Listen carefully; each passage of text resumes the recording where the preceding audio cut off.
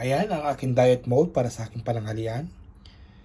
Bigla akong nag-crave ng paksiw na tilapia. Kaya ito ang aking niluto para sa aking pananghalian. Nagluto ako ng pinaksiw na tilapia. At sinimplihan ko lang to ang pagluto. Nilagyan ko lang ito ng bawang, sibuyas, paminta, konting asin, luya, at ng suka. At syempre nilagyan ko pa rin ng konting olive oil para maging strong yung kanyang laman. Ang tanging mga gulay na nilagay ko dito kundi eggplant, ampalaya, okra, at ng siling berde. At syempre, nilagyan ko pa rin ng konting ng sabaw.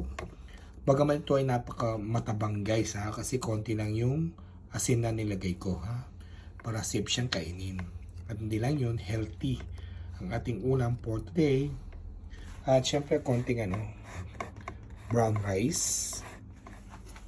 Meron pa rin akong prutas katulad ng orange, apple, at syempre kakain pa rin tayo ng isang pepino. Nakalimutan kong bumili ng saging. Nako, yun pa rin din ang paborito ko. Kala ko meron pa akong saging dito sa bahay, pero okay lang.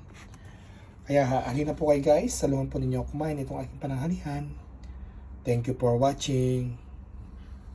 Bye.